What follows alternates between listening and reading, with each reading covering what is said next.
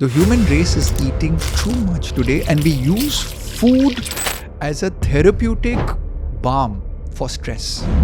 What's your take on fruits and the sugar inside the fruit? Is it good for your body or not from a nutrition standpoint? Fruit sugars were created by evolution. I think the sugars that are put into our foods today are created by manufacturing man-made processes. Diabetes is reversible. The secret is, one is I need to lose weight. Other is I'm putting on weight. Other is like I can't exercise. Forget all of that. It's not diet. It's not genes. It's an... So in this session, I'm interviewing my very good friend, Mr. Ryan Fernando, celebrity nutritionist from Bangalore. So in this session, we have talked about how does he look like 30 years old when he's actually 50 years old. I coined this tagline, your body is the most expensive real estate you own. When we work with the celebrities, why do they pay us nutritionists money? Dude, I need to look young. I need to look timeless. Right. There are people out there who look younger than they actually are. Working with Anupam Kher right now. I looked at Manoj Bajpayee's schedule. They work 15 times more than a doctor or politician to become young. The question that you need to ask is this. When I eat the food, does it agree with me? Yes or no? See how your gut feels. What is your gut feeling? Hello guys, welcome to my podcast, Gut Feeling with Dr. Pal. Today we have a very special guest. He's my very good friend, Ryan Fernando. He's a celebrity nutritionist and he has trained people like Virat Kohli and he looks like he's 30 years old. And I really want to know how he looks like 30 years old while I am looking like 50 years old. Okay, so we're going to dive deep into it to see what are the tips and tricks that he can share with us so that we can be like Virat Kohli as well. All right, let's dive deep into it. Hi, Ryan. Hey, Dr. Pal. Nice to see you in the shores of India. Yes. Nice meeting you as well. Thank you for coming. I'm so excited for two reasons. Okay. One is I'm so jealous of your fitness. Okay. And number two is I like your fashion sense. Thank you so much. Thank you so much. You know, when you reached out to me and said you're coming into India and it's like, let's do this together. I was like, anyway, people confuse us as two brothers sometimes. So you're not looking old, okay? You're looking young and you're my younger brother now.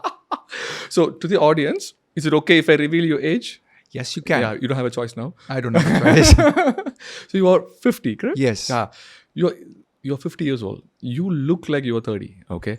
So I want to start right there where how did this keeping yourself fit and loving your body, where did this start in your life? So I wrote a book called Weightless, which about 10 years ago I discovered I was gluten intolerant. So I had adult acne and you get all the protein powders and you're training all of these sports stars. So they're like, "Arey bhai, you eat some food first." So, as a medical expert, you're kind of feeling a little bad. Like, I can't walk the walk and talk the talk. So you take all of these protein powders, but then you realize your gut feeling is not really good, right? So some of us are born with delicate darling stomachs and good brains. So I was thankful for the good brains. I was thankful for the good brains part. So I said, look, let me become the scientist in food. Let me be the nutritionist. Let me take the science behind it. But along the way, I realized that being the scientist behind the food, the nutritionist behind the food, I got to help my body. And I realized one thing is that the celebrities, the film stars and all, then they come to you.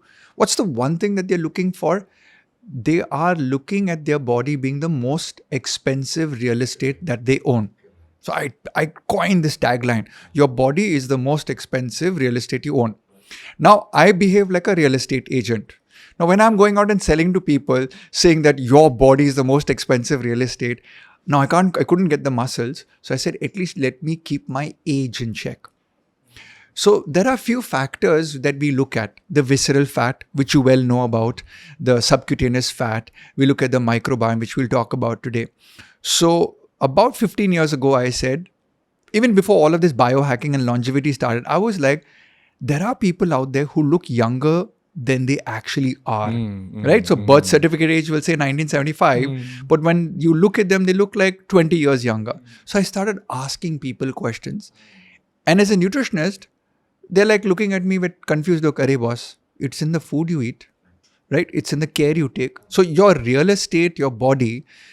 I then came to this conclusion, such people live in their body as landlords. They don't live as tenants. 99% of the people think they're the most expensive real estate. They think they're the Bugatti Veyron. But the fueling that they do is of a cheap car vehicle. They pour oil in. All of the bad stuff that Right. you will talk about in your videos and all. And so I ask, are you a tenant in your body? So to become young, I think it's not diet, it's not genes, it's an attitude which I found from my celebrities. And the celebrities believe that their body is the most expensive real estate.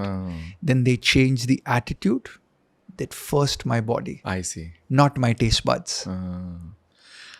If all patients feel the same way, I will not have any business at all. And if everyone did it correctly, I wouldn't also be in a job.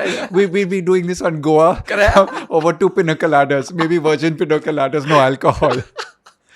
So when you say about real estate, though, I could come up with this analogy that this is the only real estate market which will never go down It will never go down. in terms of value. Yes, it'll never go down in value. In fact, Dr. Pal, there's one incident where I had a 72-year-old come to me and we made him lose about 11 kgs of body fat in a year. Visceral fat went down by 5 points. And anyone out there could buy these weighing scales which do body fat percentage and visceral fat. So you get your metabolic age. And visceral fat, just to clarify for the audience, right? So there's two kinds of fat, right? One, the fat that you see outside, like your belly fat and you're big and everything. The other fat is the fat deposited around the organs inside the body. And as a doctor, you know that when you go into surgery, sometimes you have to really dig around to find the organs, right? So I think that when, as a nutritionist, I'm not invading a person. I'm not giving medicine. So my medicine is nutrition. So I tell people, get that weighing scale, know your visceral fat. And then once you know your visceral fat, how do you bring it down? Control your tongue. Control the thought process of food. Don't let food be the master in your body. You take the knowledge and awareness. So I think when we work with the celebrities, why do they pay us nutritionists money? Is because they look, dude, I need to look young. I need to look timeless. Correct. Right? And in that timelessness, I have a job. So ultimately, when I came back to my profession, I was like, you got to walk the talk at least in some way. So hence started the journey in walking, weight training, martial arts. And I definitely eat organic. And I would advise your fans and my fans, organic, I think, is a better aspect to lower the chemical insecticide, pesticide load in our body. One question. I want to talk about organic as well. But how do people measure visceral fat? Stepping on the weighing scale, the people, they say that, the complaint that I get is that, it is not accurate. It doesn't have to be accurate, isn't it? It's very good when somebody wants to find an excuse, So if I say, hey, Dr. Pal, you don't look very well today. Now your reply is like, oh, you think I'm sick? Right? So it's like the question that you need to ask is this. A medical expert is telling you, a digital weighing scale is telling you, fine. If it's not accurate, my return response to my clients is, you step on it for 6 times in 6 months. Trend line. Correct. Sir, I lost weight. Correct. Now, I do not want people to lose muscle weight because, doc, as you know, muscle is the only age reversible organ. We hold our skeletal muscle for about 14 years. Fat resides in our body for 8 years. So the cell turnover, you're better off with having muscle mass that is dropping decade on decade as we grow older. But research now is showing people who weight train, resistance train, have a chance to improve their muscle, thereby the muscle being an endocrine organ, releasing hormones, makes you feel fitter and younger. So now when they say that, oh, the visceral fat is not accurate, you're not a Virat Kohli, right? You're not going for the Olympics. So let them say it's accurate or not accurate, and then you can do the DEXA scan, which is the most accurate gold standard. But because you're exposed to mild radiation. And expensive as well. And expensive, yes. You don't want a person all the time DEXA scan because of the accuracy. Oh, Dr. Pal, what's your visceral fat? Mine's 3. Oh, mine's 5. There's no competition here in the world of those not competing in sports.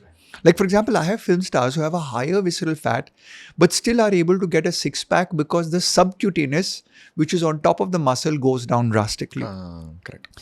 But I still tell them, as your nutritionist, if your visceral fat is high, you may have go muscle, you may have show muscle, but in your case, you have the show muscle. And I need you to have the go muscle. What is go muscle? So, go muscle is bending, cleaning, cooking, lifting a tire out of your car, going shopping, picking up the groceries. Of course, none of us do that today with all of the apps and all. That's why visceral fat is going up. Because Swiggy is on the delivery shop. Yeah. Swiggy is the front door. It's the temptation and the ease of life. I think it's harder now for people to not gain visceral fat. And in fact, I'm more worried about the 18 to 30-year-olds today. Because, Dr. Pal, when you and I grew up, we went out once in 15, 20 days because we didn't have that much money in our pocket. At least I remember Daddy would give me some 5 rupees and like save it. And then once a month we went out. And there were no fast food joints and all. We went to our local idli dosa or vada pav, whatever it is, and we would eat it. But today the youngsters are going out and they are pressing these buttons or eating out on a convenient point all the time. And I am seeing from the Economic Times, which is the economics newspaper, that the amount of palm oil that we're importing into India, government first of all dropped the duty on import of palm oil. And if you're a chef, you love palm oil in your cooking because a South Indian will not know the taste, a North Indian will not know a taste. Like in South India, if you cook in coconut oil, North Indian will not eat it in the restaurant. And a North Indian, if you cook in, let's say, mustard oil, the South Indian will not eat. So palm oil is a very neutral oil, and unfortunately the palmitic acid is what is creating the arachidonic inflammation effect, which now Visceral Fat says, please come and do your fixed deposit. So you were saying that is the amount of palm oil is more important than the actual palm oil. Is that right? No, so the thought process over here is this. We are all eating outside. When we are eating outside, we have no control on the food molecules. We have no control. I mean, yesterday at the hotel, I asked for an oil-free biryani and they did it. And it was amazing. And I was telling my colleague, see, look, I'm using the fork and pushing my biryani. There's no oil on the underline of the plate. But when he pushed his biryani on his plate, we could see the streaks of oil. Can you ask them? You can ask them. Oil-free biryani. Yes, oil-free. It will be biryani or be just white rice? I'm just asking. It's a gut feeling that you and I are going to have lunch today. But coming back to that story, that was not the problem. The chef gave me 500 grams of biryani. So when you eat out, you have no portion control. So frequency of eating out, no control over the contents, no control over the portion, erratic eating times, eating in fast mode or stress mode, all contribute to visceral fat storage. But in this era, everybody is going out, correct? And I promote sunrise to sunset method of eating in my channel. What are the practical tips that you tell your patients? You can say don't go out. I was just offered samosa and batata vada. I said no. So the first point is your body the most expensive real estate? Anyone watching, and this is the first thing. What is your identity? If you are going to mistreat your own body, which you can never replace, then you will be like moment on my taste buds, forever on my hips or in my tummy.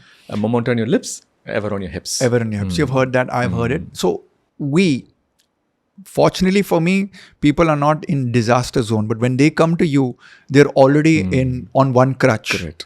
So my thought process to people is, you can control a lot of how you become based on the food you put into your body. I also have this philosophy is today that as a human race, we're eating more than we require. There's no question. There's no question. But I have not found the solution how to tell a person not to eat more. See, we call that a diet plan. But then when we look at a diet plan and I give a diet plan to a person, it's like, Arey yaar, I'll follow Ryan's diet plan. I signed up for 3 months. I'll follow only for 3 months. So Dr. Payal, what we started doing is we started doing blood test, genetic test, omega-3 testing, microbiome testing. So now the client is a little bit like, Arey yaar, this is my genetics. This is my blood test. This is my omega test. This is my microbiome. So when the diet chart comes, it is my diet plan. So we get more patient or client compliance. And I tell people to follow a nutrition plan for at least 254 days. 54 days. 254 days. 254 days. Because the research paper that came out at the lowest level was 21 days, that everyone talks about 21 days to make a good habit. But if you read the scientific study a little further, the lazy ones in the scientific study took 252 days to make a habit. It's an average. And food, Dr. Pal, to you and me is governed by the motherly love of how we have been taught to eat. So when a doctor or a nutritionist comes into the play of changing love and culture of eating to science, it's a head-on battle, and invariably love and culture always wins. Or I'm a tenant in my body, so let me eat it today. I'll visit Dr. Pal after 10 years. So I say that, if you're a tenant, you need to pay your rent. If you don't pay the rent, the landlord might evict you. I never thought of it that way. That's brilliant, doc. Because the landlord is your body and he's kicking you out of your own body. So I guess you see that in your patients all the time. All the time. I don't see that because they're like, sir, thoda mota ho gaya. So people are coming to you when they're landlord. People are coming to me when they're tenant. Yeah. And I think the problem with the human race is a lot of people for a long period in their own body behave as tenants. Correct. So this is very interesting. Who are the landlords? It's the celebrities and film stars. So everyone like, celebrity film star comes. They have he time, has money and they have time. But doc, when I sit down and write the schedule, like I'm working with Anupam Kher right now, I look at Sir's schedule. I looked at Manoj Bajpayee's schedule. They work 15 times more than a doctor or politician. At multiple times. Multiple time zones, multiple people, multiple meeting, high stress levels. So they understand they need to get up at 3, 4, 5 a.m. in the morning, work out for 40 minutes, cold plunge, shower, do this, do the nutrition. That's like, whenever talking to them about the diet, there is an assistant who's producing that food and giving it to them. Now people will say, but he has an assistant to give it. It's a simple assistant, your brain. So just like I said, I do not want a batata vada samosa right now. I'm happy. I will go till 4 o'clock. It's good. The human race is eating too much today, and we use food as a therapeutic balm for stress. Right. So from that perspective, I think your gut feeling podcast brings about greater awareness. We need to tell the gut, boss, there's a landlord in the body. Can we take control back again? So that you pay rent a little bit less. Yeah, nobody wants to pay rent at the end of the day. Right. It's better to own something at the end of the day. Absolutely. Just for the audience, I want to ask you, the weighing scale, I keep coming on the weighing scale. So there is a weighing scale in India available where you step on it and then it just says the body fat percentage. Absolutely. So you have various brands. You have Viding, you have Omron, you have InBody, you have Karada, and you have a host of at least about 15-20 Japanese brands. What people should be looking for is the weighing scale should say weight, fat mass, area-wise distribution. So trunk, arms, leg, overall. Subcutaneous as well as visceral fat. Now people ask, how is a machine able to, calculate all that? Dude, my watch is able to track my heart rate and BP. Research has gone to that level where the sensors have been developed using bioimpedance, layman knowledge. A small current goes through your body. Fat resists electricity. Muscle, which contains water, conducts electricity. They're able to check the resistance factor between two sensors and approximate the weight of muscle, water, bone, and fat. So a good weighing scale will also give you water percentage and fat percentage, but they go into the above $100 range or 10,000 rupee range. It's a great party investment. Buy a weighing scale that gives visceral fat. I remember the first time my cameraman joined the company, I've told him, please stand on the weighing scale. So he stood on the weighing scale and his weight was in the late 50s. That day he couldn't work. And we're talking about a mid-20s. I mean, percentage was 50? His age was 50. Age was 50, okay. So the best way to get anyone to comply, to become a landlord in their body, is to tell them that they're not really young. That's so sad. It's because what other tool do I have as a nutritionist? Look, as a doctor, you have a scalpel, you have a stethoscope, you have blood test report. The guy comes in and is like, he pays me money and he leaves the cabin with nothing. Please wait for 5 days. I'll send you a nutrition plan. So nutrition is the most intangible advice, consultancy advice. Even if you go to an astrologer, he'll give you some sort of like a mantra or something to chant. When you leave my cabin, I'm like, dude, I need to plan your diet chart. Give me 2 to 3 days to build the whole thing for 7 days. So I have got to scare people with a simple thing. Don't check weight. Check your body age, check your visceral fat. Visceral fat percentage. So, Yes. that brings the discussion of skinny fat, right? Many people, even though I look skinny, I'm not healthy because my body fat percentage is like 25. So I wanted to bring it down to like 20 or even 17. But people think that if you are skinny, you are normal. So for Indian population, what is the body fat percentage when you step on the weighing scale that they should be concerned about? The males, ideally, you should be 15 to 20% of body fat. Then you're like, you Super. can enjoy your body a Correct. little bit more Correct. and have that weekend Extra biryani. extra biryani. 15 to 20% fat. 20 to 30% body fat in males, I'm like, you need to start your homework. You need to start holding your tongue. You need to start stepping on the scale. You still need to start walking. You need to start eliminating grain from your diet because grain is obviously high calorie energy delivery. So once you start cutting back on that and you have the weighing scale, you can see the downward trend. People above 30% body fat start walking 15,000 steps a day. Because you need diet and you need exercise. So it's like I tell people, you're like a bank balance. Eating is like cash deposit. Exercise is like cash withdrawal. You want the perfect bank balance, you need to do more withdrawal if your FDs, fat deposits or fixed deposits, are really high. So This is what we call balanced diet. balanced diet. Bank balance. I like to give the bank balance because everyone's so concerned about their bank balance. Like, do I have money in my bank? I need to save money. I need to do systematic investment plan, SIP. Everybody in India is doing SIP. I'm looking around and everyone's laughing right now. Because everyone's doing a SIP, saving some money. But they're doing a lot of systematic investment plans with double-digit returns when they're eating too much of food. So then the fat percentage goes up. You're getting double-digit return. So for men more than 20 to 30, is in the, let's talk about the danger zone because that solid fat starts spilling over into the liquid fat in your bloodstream. Now with women, if you're not of childbearing age, 15 to 20% is athletic, but fertility drops. If you're of childbearing age, maintaining 20 to 25% is perfection.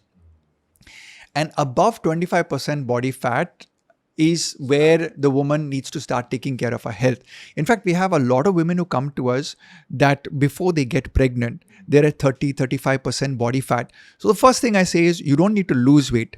You need to lose body fat percentage because when the baby is born, then they have a runaway 25-30% weight gain and the muscle mass in them is not significant enough to hold the baby in terms of posture, in terms of back load and stuff like that. And most women are not athletic or have gone to the gym or work out or do yoga, Pilates.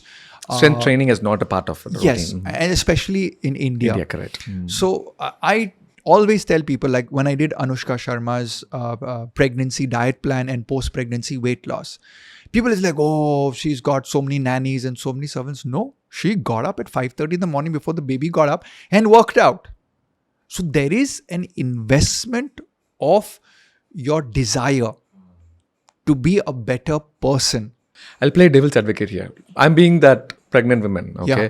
So after delivery, and especially Indian culture, we pour love to the baby so much. And then so we feed the women a lot more so that they feed the baby a lot more as well. Yes. So the common thing is that, we are very busy And yes, we are not prioritizing, but the pregnancy has caused us to put on more weight.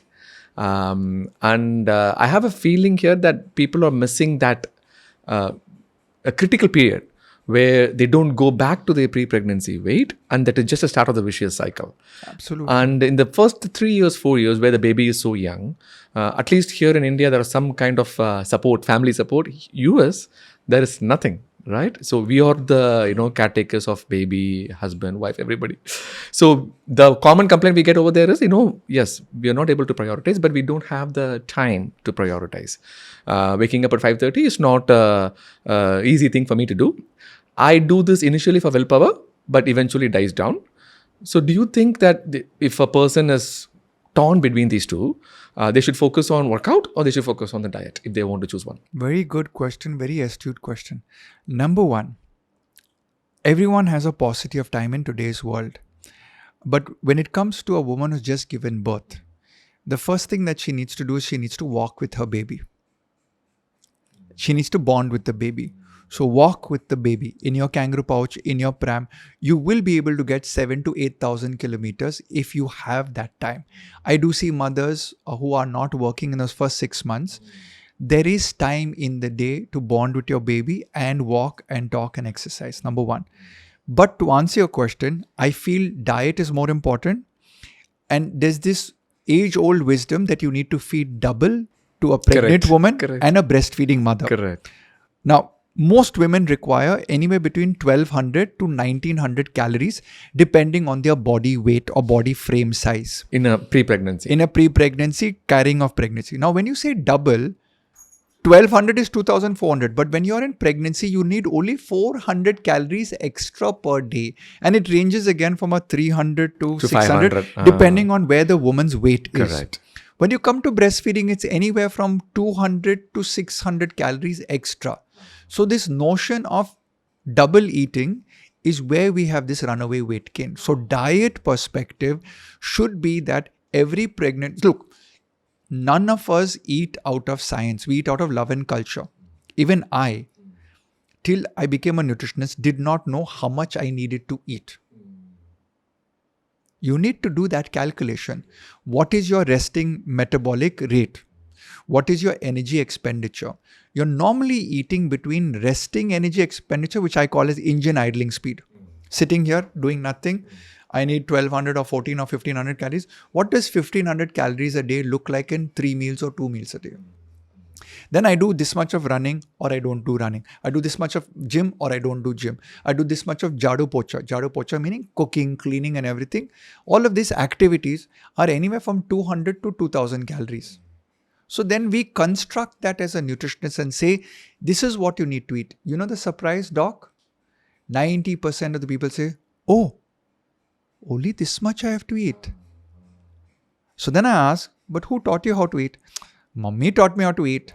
Now how do mummies feed us? Right. One extra serving, one extra serving. That's their love. That's love. So that's what I said, love and culture. So in pregnancy, we have the love and culture very powerful.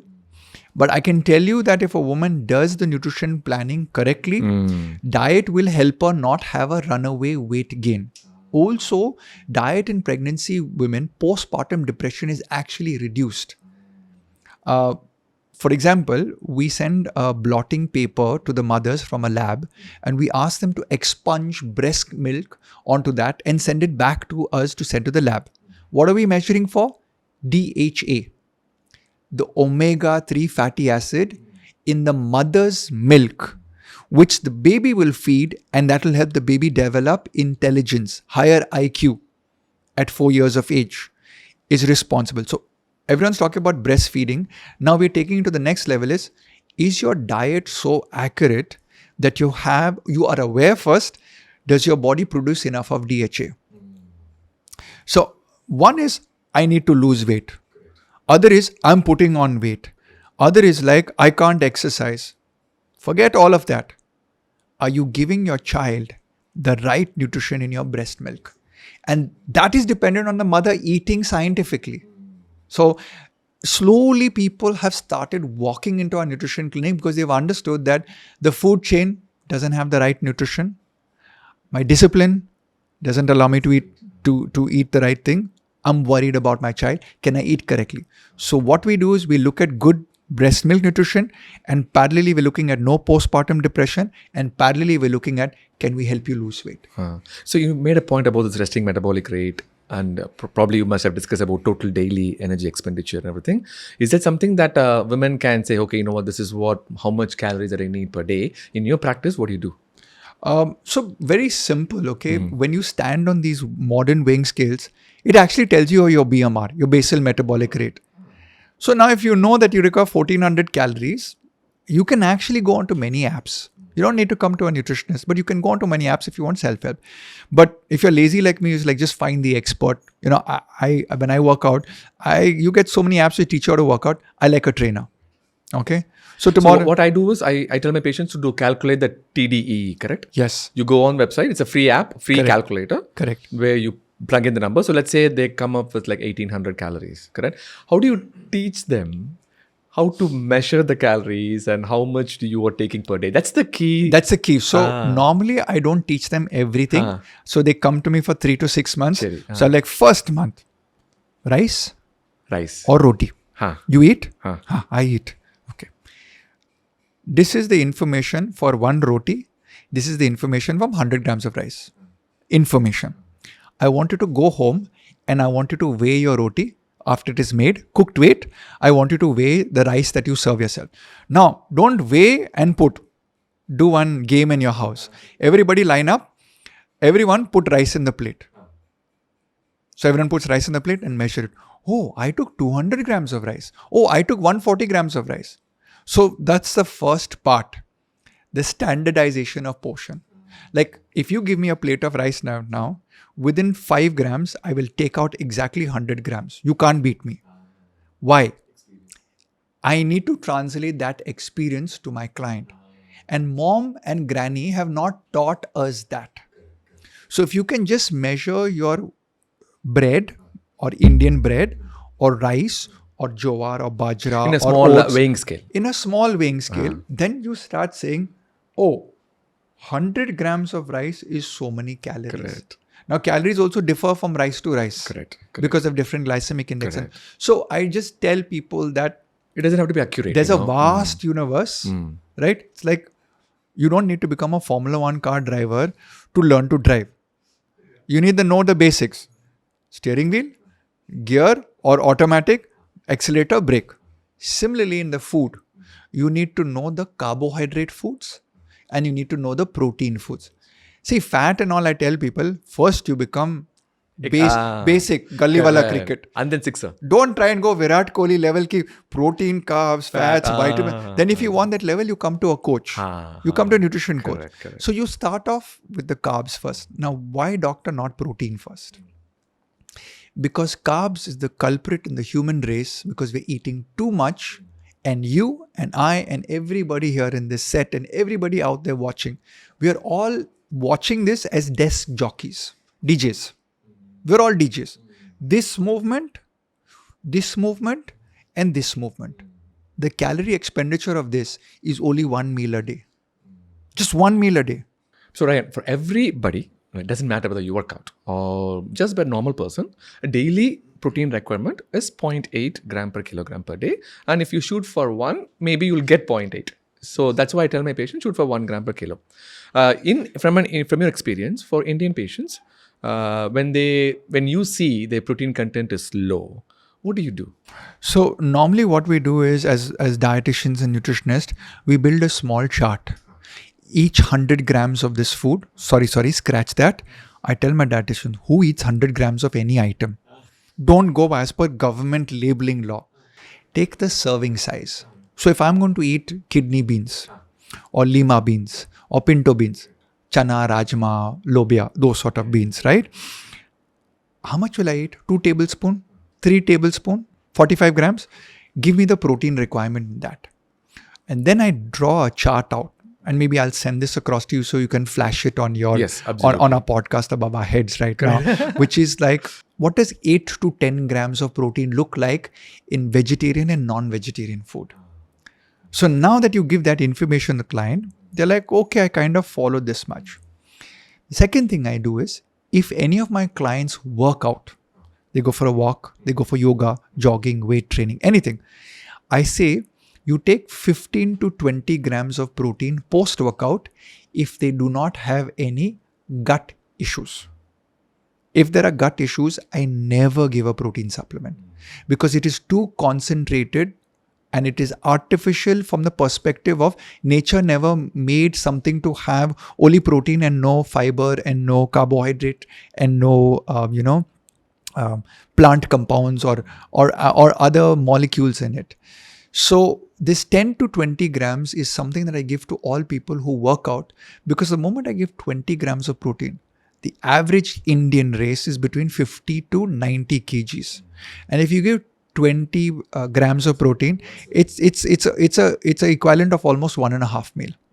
And the final point I tell a person is, if you're eating 3 meals a day, your breakfast, lunch and dinner should aim to hit at 20, 20, 20. So then you know that you're going to get the 200 run score if you're a Virat Kohli. Like, okay, this is my run rate, breakfast run rate, lunch run rate, dinner run rate. Let's wait to hit the sixer on the last ball. So the problem is the vegetarians are like the bowlers going into bat, trying to save the game. Like, not much of skill, but it's like, okay, I have to beat the target. So then we work with, my favorite is glutamine. My all-time favorite is glutamine. Glutamine is an amino acid that really makes up 60% of skeletal muscle. And so what I do is, I have my client make a vegetable juice or a fruit juice. Yeah, you just blend it. And why the juice is because in today's world, nobody has the patience to eat the vegetable plain. Like today at breakfast, I was eating plain broccoli, plain tomato, and the chef is looking at me. He's like, we can saute it for you. We can add this dressing. I'm like, plain means 0 calorie. You do anything to it, it adds more calories. I don't need that. So what I do is when I juice it up, I get the fiber and then I add but not that much, correct? Fiber, you do lose a little bit. You do. But still it's okay. You do still lose a little bit. And you know, the thought process is, people can assassinate you for juicing. People can assassinate you for eating vegetable and then combination of vegetable. I just tell people that people are eating so processed and so wrong today. At least that's nature's way of getting some of those plant compounds in you. So a teaspoon of 5 grams or 10 grams of glutamine to that, or I look at a plant-based protein powder and add it to that, you know. But personally, my story to you is, I worked for 15 years for supplement companies. I took all the supplements in the world. It did affect my gut because I have a delicate, darling gut. So today I do work out, but I don't touch a protein supplement. I am disciplined to hunt down my protein. So you will have patients who will get disciplined because they are hurting. But the normal person is not going to be disciplined. So you and I have got to cajole them, convince them to do that. And I always use this line: nutritional supplements are a convenience for your nutritional indiscipline. If I can get them more nutritionally disciplined, evolution did not go wrong for us to design supplements. It is man that has gone wrong in terms of eating habit. No, absolutely true. Absolutely true. In fact, for my protein requirement, if I don't meet my 1 gram per kilo, I use supplement.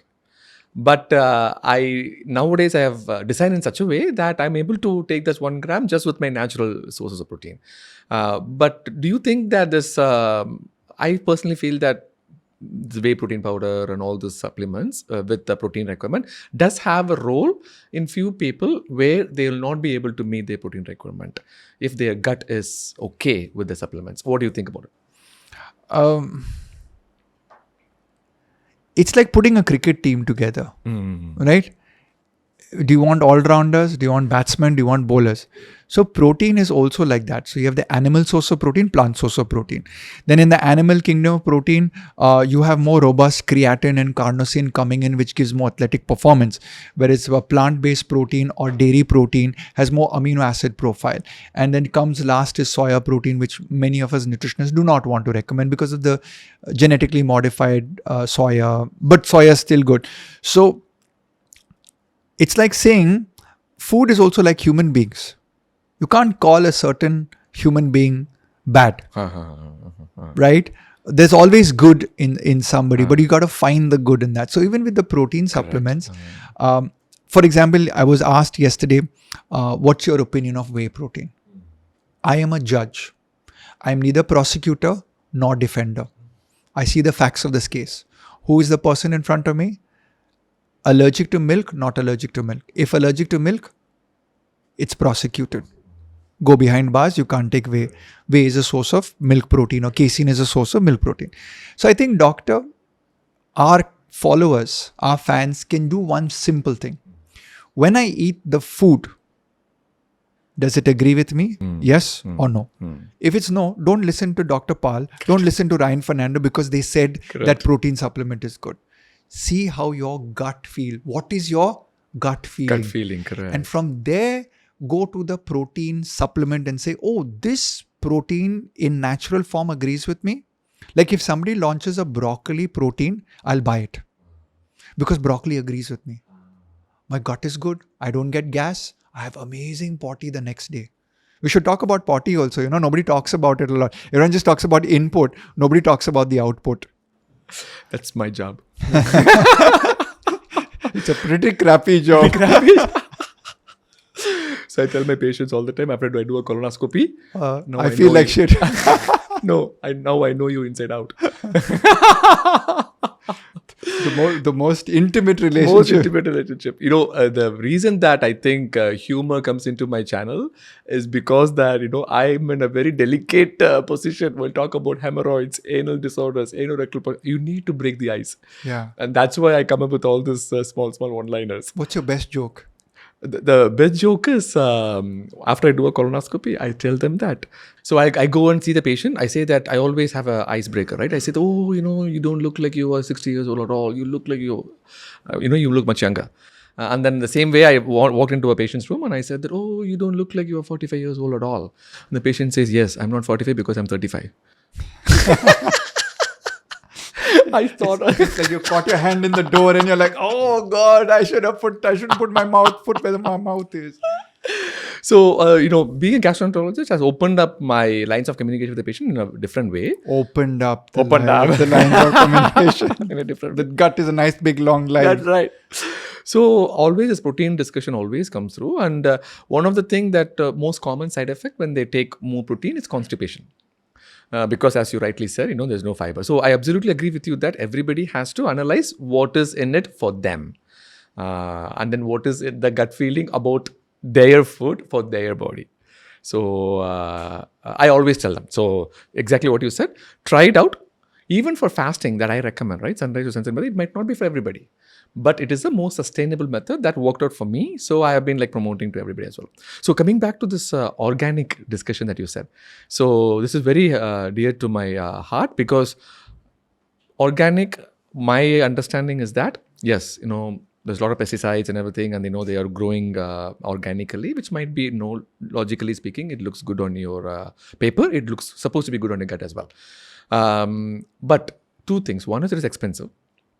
And then two is, should we have to buy everything or only that is listed on the dirty dozen list where these are all the things that is in the top ingredient where you need to buy organic?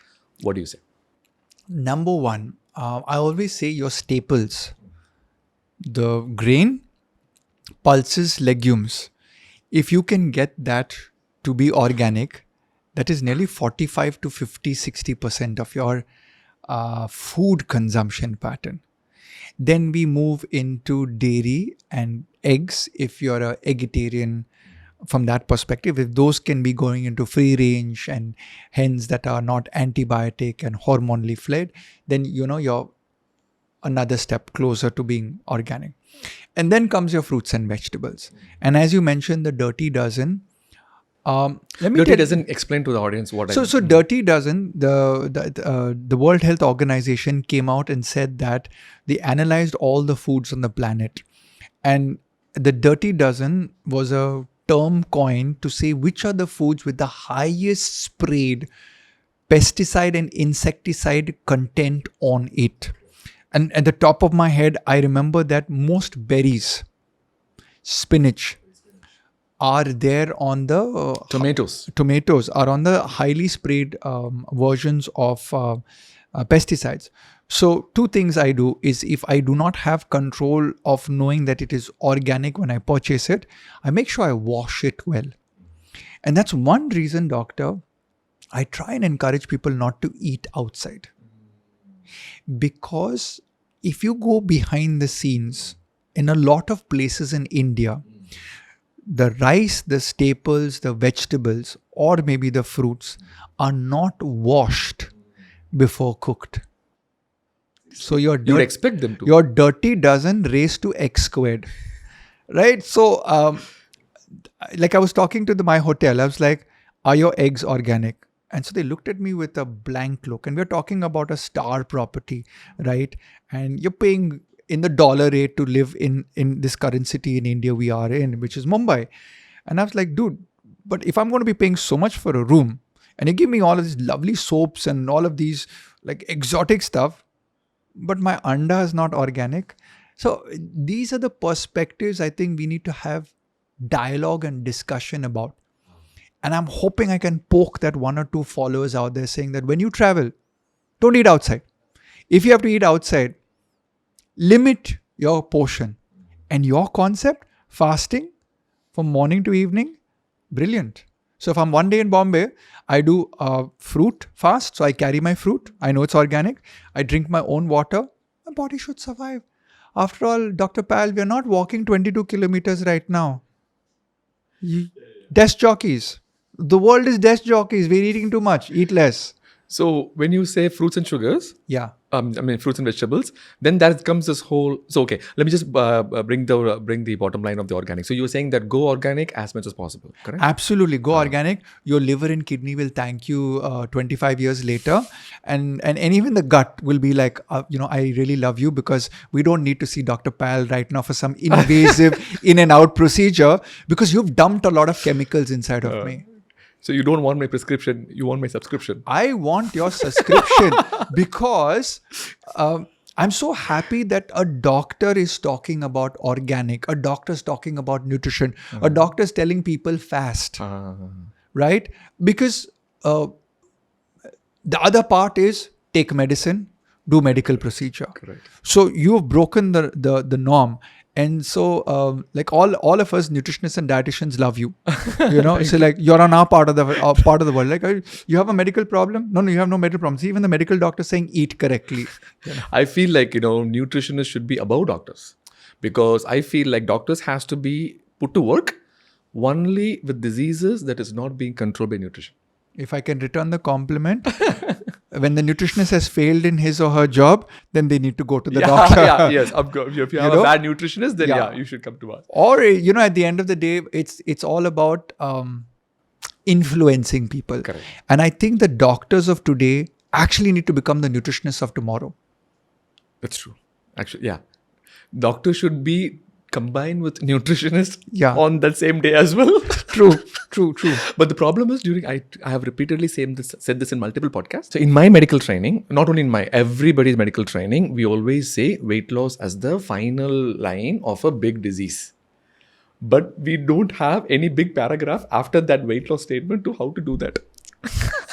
This is pretty standard on every disease. You take fatty liver, you take IBS, you take obesity, sleep apnea, everything. The treatment is weight loss.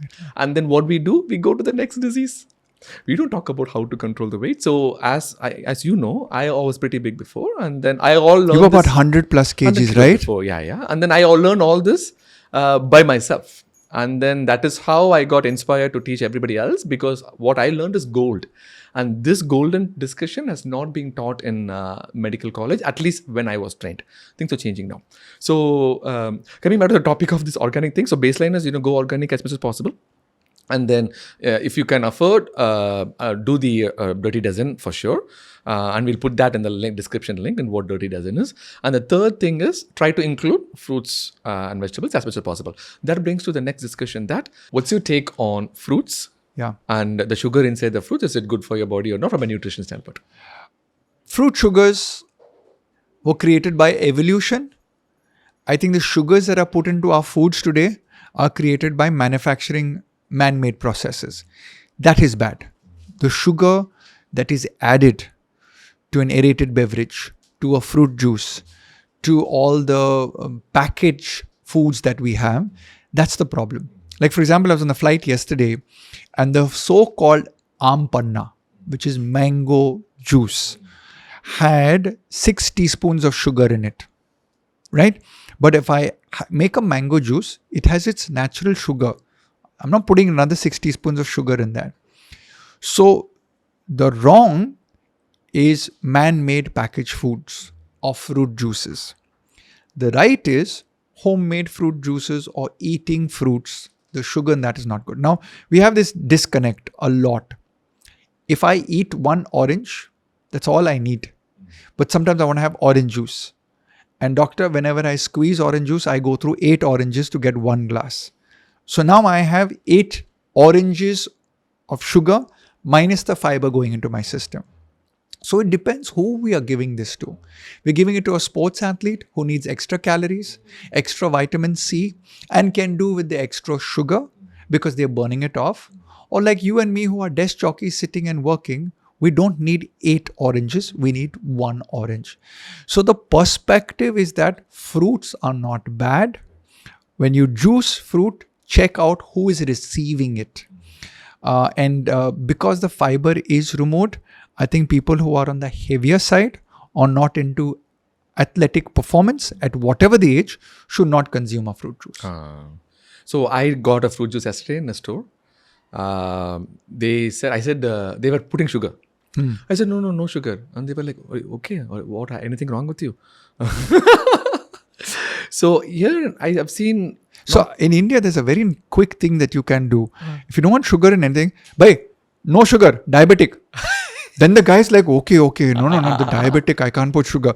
But if you say, I'm a health person, no sugar, we'll put 1 sugar, na? Thoda meeta hota hai. It's a little sweetness in this person's life. We should say, no sugar, I'm going to be diabetic. Yeah. I tell a lot of people, with our domestic help or our friendly help around us and all, giving yourself a fictitious disease is the best food control. I had Ram Prasad Bhaiya. Used to use too much of oil in my food. So, by less oil, cholesterol, nothing. He continued using like beer glasses of oil in my house and doing nothing. So one day I came back, I took a forged report saying that I underwent a angioplasty and I had heart attack. Ram Prasad, heart attack ho gaya. Doctor bol rahe, if I don't stop eating oil, tomorrow I will die. He started getting tears in his eyes. Next day, no oil. Full cold turkey. So sometimes, the food is the pyar. Right. So we got to remove the love from the food from when it's being prepared for us and kind of say that, this is the fictitious situation where I need nutritional discipline. That's what's happening with my subscribers. They are actually blaming, Dr. Pal has asked me not to eat late at night. So all the host and everything is like, who's this Dr. Pal? What is happening with this guy? Good for your business. So, super. Sounds good. It was a wonderful podcast. So, we are going to wrap this up with the rapid fire questions. Are you ready? I have a gut feeling I'm not going to like these questions. I'm going to take my phone. Okay. We have prepared fresh set of questions for you. This is I can take 1 run, 2 runs. I have to hit 4 or 6 only. Even if you put a stroke, it's okay. Okay. Number 1. Okay. So, you are a top nutritionist here in India. So, I have written top 2 Indian superfoods. Oh, this I can hit a 6 of. Amla. And moringa. Yes, which is drumstick. Most powerful, these 2 guys. It's like having 2 Virat Kohlis on your team. Wow. There's a famous director called K. Bhagiraj. He's all my Tamil speaking audience will know. He has a very close relationship with moringa and his career. With this moringa, his career got like really escalated to the next level. You want to know a secret? Not because of the nutrition value? I live on the 3rd floor on a penthouse. I have a pot that is the size of this podcast studio and in it grows 3 moringa trees. Seriously? On my terrace. In Bangalore? I believe in it. So the research says the vibrational element of the moringa is the most powerful. So if you can have moringa, a background, if you can have a backyard, and if you don't have a backyard, get a big size pot and put light potting mix for your terrace and grow moringa. Okay, super. All right. So second, What will I find in Ryan's pocket whenever you are hungry? To go food. My to-go food is the date, apple, pistachio, or sometimes figs. What I do is I carry it in a Ziploc bag so I don't keep eating too much of it. And my apple is invariably, I hunt down an organic apple that is not waxy coated. So I can just wash it and eat the apple directly. That's true. And sometimes I go the whole day with just an apple and 2 dates. Apples are also in the dirty dozen. That's why organic. Yeah, organic apple. Correct. Okay. And then 2 tips for healthy eating. Eat to your heart's content. Dr. Paul, what's the size of the medical heart? Yeah. It's a fist. Eat to your heart's content. That is my first tip to the human race. This is all that we need to eat. We've somehow lost the plot and eat too much. Carbon footprint is too high. Second is try and eat as close to sundown as possible. Welcome to my channel. It's a no-brainer, and I think we are saying what the ancient sages said. The ancient sages were more successful because they didn't have electricity. You and I have electricity, which is our enemy. It's keeping everyone on Netflix and awake, and therefore eating late into the hours of the day. And then they either come to me or they come to you after that. Super. So 2 tips for a patient coming in your clinic with the history of newly diagnosed diabetes. Diabetes is reversible. In terms of diet. Diabetes is reversible. I've had even HbA1c on insulin reverse.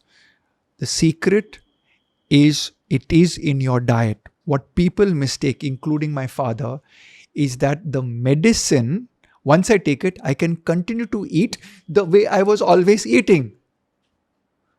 You now have a disease. Change the way you eat. Okay. So what do you say? Change the way you eat? You need to first align what is your body type in terms of how much of calories, how much of protein, how much of carb, how much of fat. Number 1. Number 2, isocaloric balance your diet. Meaning all the breakfasts on Monday, Tuesday, Wednesday, Thursday, Friday, every breakfast should have 60 grams of carbohydrate on all days the same. What we do, today I will eat dosa. Tomorrow I'll eat paratha. Day after I'll eat fried rice. The carbohydrate content keeps going up and down. Insulin has to keep pace with this seesaw. So isocaloric means I plan the diet to have a carbohydrate flat line through the entire meal of the week of that meal, lunches, dinners and breakfast, all in the same. So now blood glucose and insulin response is getting more predicted. Weight training opens up the cells to have better insulin sensitivity. So these are standard stuff that I recommend. Okay. And being a gastroenterologist, I'm very big on fiber. Okay. Fiber is the food for gut bacteria. 2 fiber-rich foods that you use, Ryan. I love the foods which are with cucumber or high water content. Coconut is one of my favorite because I'm from South India. And if you do not have a gut problem, the beans, the kidney beans, the French beans, all of these, chana, rajma, all have sufficient fiber in it. And for the clients that complain a little bit about too much of gassiness, bloating and all, I love our Indian jeera, ajwain and sauf made in the form of a post-meal tea. So eat your fiber and have a jeera, ajwain tea post. Or doctor, when we go to the restaurants, we get that mouth freshener. Not the sugarized version, the traditional version is good enough to help in the digestion process. Okay. All right. 2 tips for a person to go to a restaurant. Yeah, I know you advise not to go to a restaurant, but if you go to a restaurant, 2 tips. Yeah. I learned 1, oil-free biryani. I didn't know that. I'm going to ask that moving forward. What else? 2 more.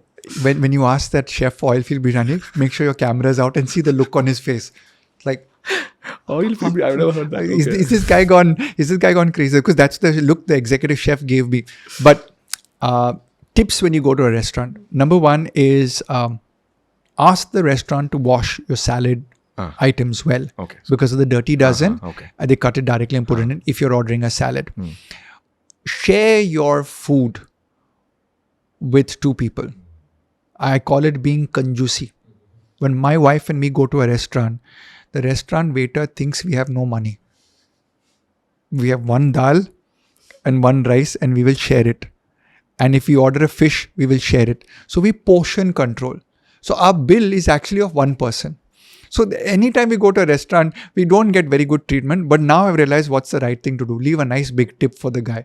So now he opens the door nicely for me. It's like, sir, I can make special children's portion for you. So that's another thing. We're eating too much when you go out. Share your dessert. Because I think dessert is constructed for 3 people into one. So when your group of friends go in, everyone takes one teaspoon of a dessert. Get taste bud pleasure. Don't get stomach explosions. So I used to split everything in my reels, okay? And then, so people think that I have a split personality. Okay. So one of my subscribers told me that, when I went to the restaurant, they kept splitting everything. And then the waiter asked, are you a fan of Dr. Pal channel? So I think that's what we should do. Splitting everything is the way to go if you are in a restaurant. I completely agree with you. Okay. So we have one other exercise for you. So we're going to give you 2 dishes. And I want you to choose one. Okay. Okay. And then see you have the pros and cons and what will you do. It might not be healthy. Okay. All right. I'll do my best. Okay. We have the full-blown Coke and we have Diet Coke. Okay. So the answer is going to be, don't drink both as well. That's the normal logical question. But practically speaking, everybody is faced with this. Okay. So if you have to choose between these two. Okay.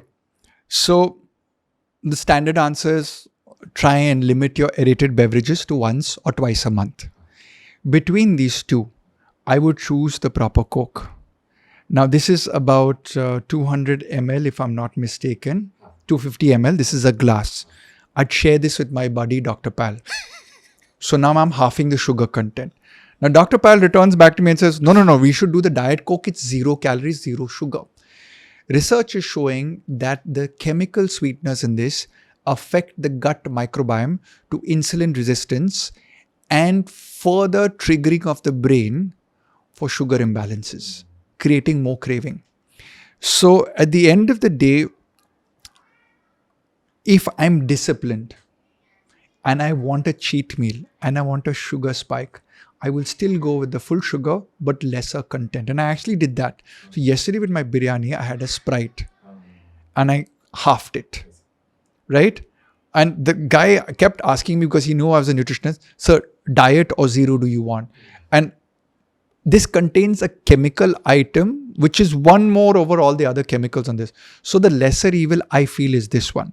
The problem, Dr. Pal, lies when people can't control the quantity and the number of times they do it in a month.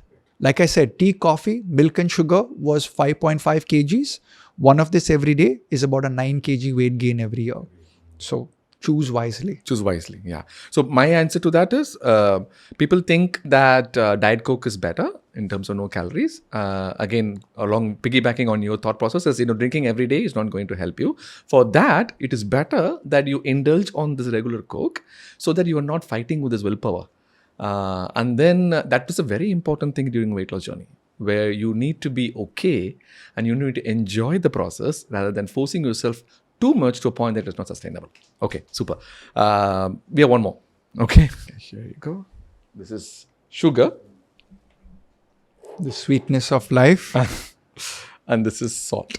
And the saltiness or the elixir of life. So the question is, you're given you are the chef, okay, and you are going to create a dish, okay, and this is for a blood pressure patient.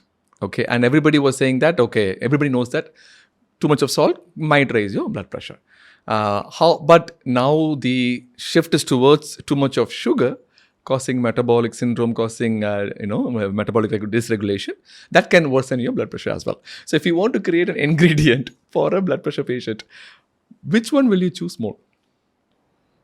This is what we call a googly in cricket. So, when we construct in hospitals the menu plan, obviously we look at the patient. Hypertensive might also become diabetic. Diabetic also becoming hypertensive. The first thing I do as a reverse orientation in personalized nutrition is seeing the taste bud threshold of a person. People can do a simple experiment. Take a pinch of sugar, dissolve it in 100 ml, pinch, and take a pinch of salt and dissolve it. Ask the patient which one they can guess. There's a threshold. They have arrived at BP or sugar problems because their thresholds to detect salt or sugar is lowered. And therefore they spend their whole life enhancing salt and enhancing sugar to feel satisfied. So when I construct any food, I'm actually not putting either, because now the patient is doomed because the taste buds have already fatigued.